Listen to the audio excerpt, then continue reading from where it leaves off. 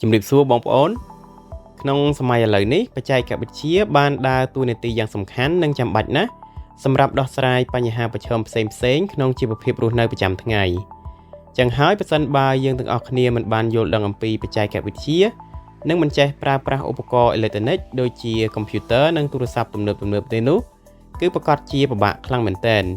រួមទាំងជនពិការគ្រប់រូបផងដែរជាពិសេសគឺជនពិការភ្នែក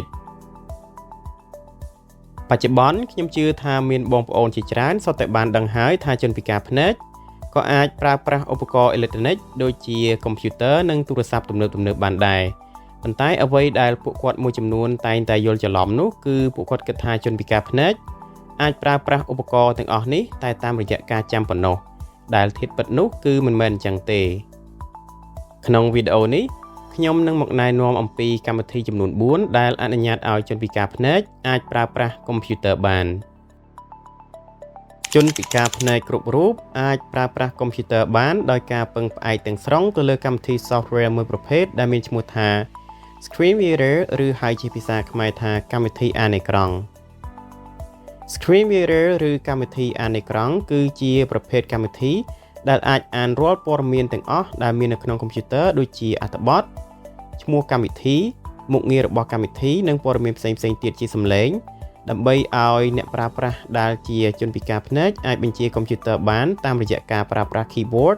តាមសំឡេងអានទាំងអស់នោះតាមពិតទៅមានប្រភេទកម្មវិធី Screen Reader ជាច្រើនប្រភេទដែលបងប្អូនពិការភ្នែកអាចជ្រើសរើសយកមកប្រើប្រាស់កុំព្យូទ័របានប៉ុន្តែខ្ញុំសូមលើកយកតែ4កម្មវិធីប៉ុណ្ណោះមកចែករំលែកក្នុងវីដេអូនេះដោយផ្អែកទៅតាមបទពិសោធន៍ដែលខ្ញុំធ្លាប់បានប្រើប្រាស់កន្លងមកកម្មវិធីទី1មានឈ្មោះថា Microsoft Narrator កម្មវិធីនេះគឺយើងមិនចាំបាច់ទៅទាញយកមកដំឡើងពីខាងក្រៅទេនៅពេលដែលយើងដំឡើង Windows ណាមួយគឺវាមានស្រាប់នៅក្នុងម៉ាស៊ីនកុំព្យូទ័ររបស់យើងតែម្ដងដោយសារតែកម្មវិធីនេះមិនសូវមានមុខងារសម្បូរបែបដូច្នេះហើយគេមិនសូវនិយមប្រើប្រាស់វាប្រហែលទេអ្នកដែលត្រូវការប្រើប្រាស់កម្មវិធីនេះភាគច្រើនគឺសម្រាប់តែនៅពេលចាំបាច់ប៉ុណ្ណោះនៅក្នុង Windows 11យើងអាចបិទបើកកម្មវិធីនេះបានដោយការចុចគ្រាប់ key Windows បូក Control បូក Enter កម្មវិធីទី2មានឈ្មោះថា Thunder Screen Reader ដោយសារខ្ញុំបានប្រើប្រាស់កម្មវិធីនេះត្រឹមតែរយៈពេលខ្លីដូច្នេះហើយខ្ញុំមិនបានដឹងស៊ីជម្រៅអំពីកម្មវិធីនេះទេហើយក៏មិនសូវមានអ្នកនិយមប្រើប្រាស់កម្មវិធីនេះប៉ុន្មានដែរចូលដល់កម្មវិធីទី3គឺមានឈ្មោះថា JAWS ដែលមកពីពាក្យថា Job Access with Speech កម្មវិធីនេះគឺមានមុខងារសម្បូរបែបជាច្រើនដែលធ្វើឲ្យជនពិការភ្នែកងាយស្រួលនៅក្នុងការប្រើប្រាស់កុំព្យូទ័រហើយក៏មានអ្នកនិយមចូលចិត្តប្រើប្រាស់កម្មវិធីនេះច្រើនណាស់ដែរប៉ុន្តែយើងមិនអាចប្រើប្រាស់កម្មវិធីនេះដោយ free បានទេគឺយើងត្រូវតែចំណាយលុយទិញវាហើយតម្លៃវិញនោះគឺមិនទាបអីប្រហែលទេកម្មវិធីទី4ដែលជាកម្មវិធីចុងក្រោយនេះគឺមានឈ្មោះថា NVDA ដែលមកពីពាក្យថា Non-Visual Desktop Access កម្មវិធីនេះគឺជាប្រភេទកម្មវិធី Open Source ដែលមានន័យថាយើងអាចទៅទាញយកមកប្រើប្រាស់ដោយសេរីមិនចាំបាច់ចំណាយលុយទេប៉ុន្តែកម្មវិធីនេះអនុញ្ញាតឲ្យសប្បុរសជនបរិច្ចាគថវិកាតាមលទ្ធភាពដើម្បីបន្តគម្រោងរបស់កម្មវិធីឲ្យដំណើរការបានយូរអង្វែងទោះបីជាយើងអាចប្រើប្រាស់កម្មវិធី NVDA ដោយសេរីប៉ុន្តែមុខងាររបស់វាក៏សម្បូរបែបបញ្ចេញកម្មវិធី JAWS ប៉ុន្មានដែរ